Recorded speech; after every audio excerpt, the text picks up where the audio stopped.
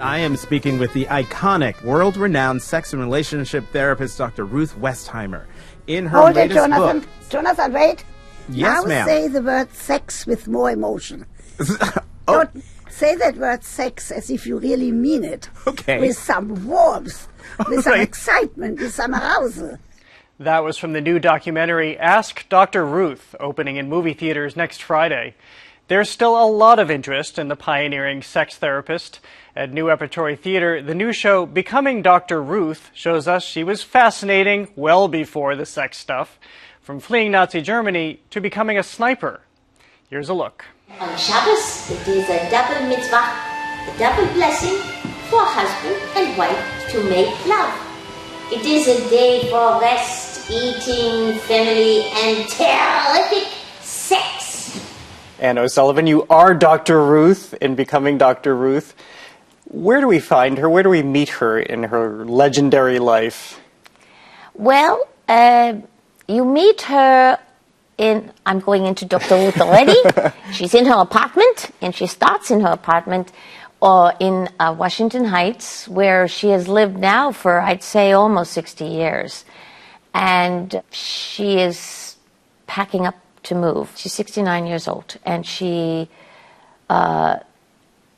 something happens, and she starts to talk to the audience, and starts to, in the moving memories, in looking at the things she's packing up, she starts to tell the story of her amazingly epic life. I mean, just as a personality, she really resonated with people. Before people understood the circumstances that led her to be who she was, do you have a sense of why people have found her so interesting, why she has resonated so well with people? She beams love. She is, when you're in her presence, as I have been fortunate enough to have been, and have her holding my hand as she does talkbacks when I've been performing, she's just so powerful.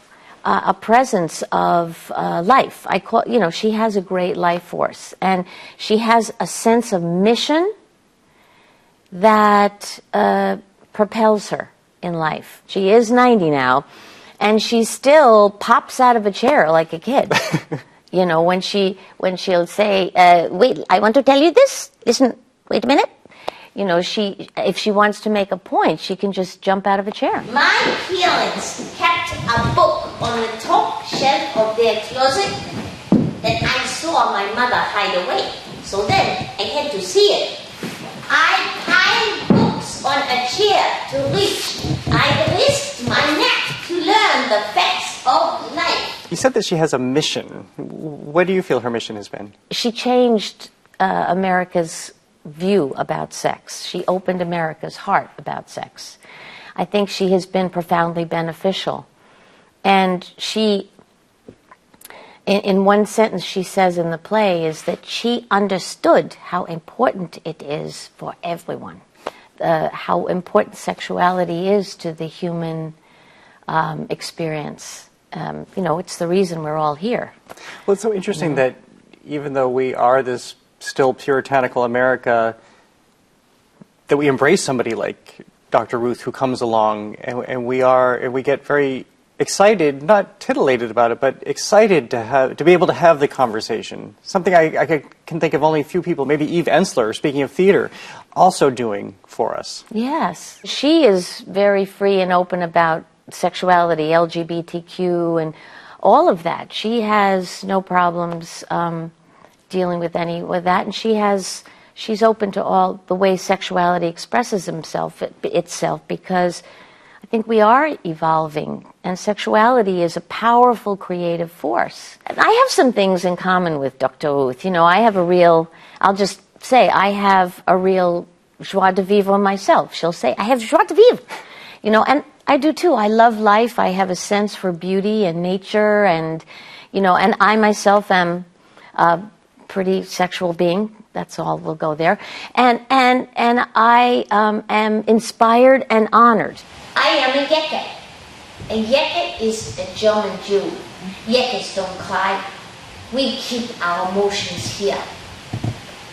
Think of a duck gliding on the lake so peacefully, but under the water, the duck never stops paddling. You read about her childhood, and frankly, I think a lot of us would think, how could you even become an adult after that? How do you grow from that? And we're talking about losing her family to the Nazis and the Holocaust. How did that shape her?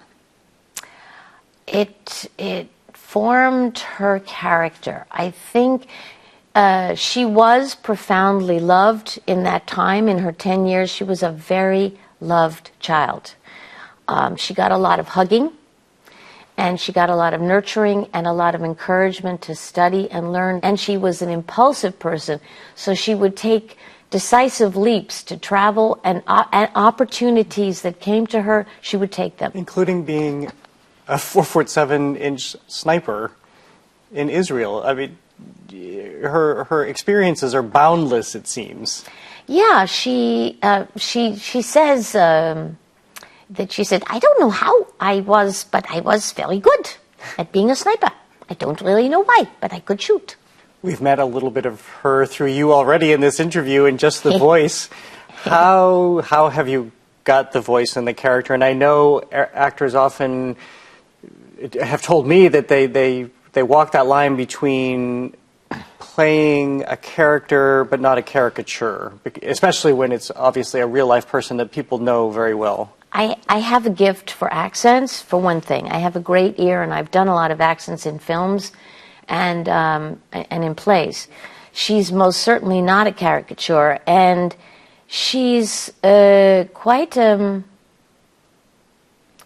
serious scholar. I noticed you were gesturing to your throat.